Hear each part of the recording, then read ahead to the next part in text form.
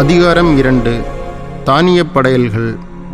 ஒருவர் ஆண்டவருக்கு நேர்ச்சையாக உணவு படையலை செய்ய வந்தால் அவர் படைப்பது மெல்லிய மாவாய் இருக்கட்டும்.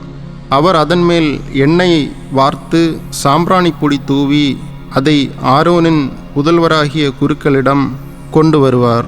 குரு அந்த எண்ணெயும் சாம்பிராணியும் கலந்த மாவில் கை நிறைய எடுப்பார். நினைவு படையலாக அதை குரு பலிபீடத்தின் மேல் எரிப்பார். இது ஆண்டவர் விரும்பும் நறுமணமிக்க எரிபலியாக இருக்கும். உணவு படையலில் எஞ்சியது ஆரோனுக்கும் அவன் புதல்வருக்கும் உரியது. ஆண்டவருக்கான நெருப்பு பலிகளில் அது மிகவும் தூயது. நேர்ச்சையாக அடுப்பிலே சுட்ட உணவு படையலை செலுத்தினால் அது எண்ணெயில் பிசைந்த மெல்லிய மாவில் செய்த புளிப்பற்ற அதிரசங்களும் எண்ணெயில் தோய்த்த அடைகளுமாய் இருக்கட்டும். உனது நேர்ச்சை தட்டையான சட்டியில் சுட்ட உணவு படையலாக இருந்தால் அது எண்ணெய் வார்த்த புளிப்பற்ற மெல்லிய மாவால் செய்யப்பட வேண்டும். அதை துண்டுகளாக பிட்டு அதன்மேல் எண்ணெய் விட வேண்டும். அது ஓர் உணவு படையல். உனது நேர்ச்சை சட்டியில் செய்யப்படுகிற உணவு படையல் எனில் அது மெல்லிய மாவால் எண்ணெயில் செய்யப்பட வேண்டும். இம்முறையில் செய்யப்பட்டவற்றை ஆண்டவருக்கு உணவு படையலாக செலுத்துவாயாக. அது குருவிடம் வந்து சேரும்போது அவர் அதை பலிபீடத்துக்கு கொண்டு போவார். குரு உணவு படையலிலிருந்து நினைவு படையலை தனித்தெடுத்து பலிபீடத்தின் மேல் எரிப்பார்.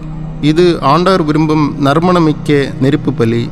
உணவு படையலில் எஞ்சியது ஆரோனுக்கும் அவருடைய புதல்வருக்கும் உரியது. ஆண்டவருக்கான நெருப்பு பலிகளில் இது மிகவும் தூயது. ஆண்டவருக்கு செலுத்தும் உணவு படையில் எதுவும் புளிப்பேறியதாய் செய்யப்படலாகாது. புளிக்காரம், தேன் எதையுமே ஆண்டவருக்கு நெருப்பு பலியாக்க வேண்டாம்.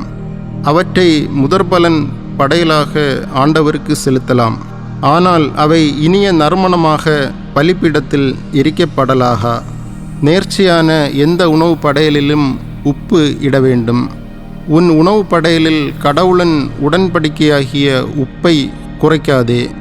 உன் நேர்ச்சைகள் அனைத்தோடும் உப்பையும் படைப்பாயாக.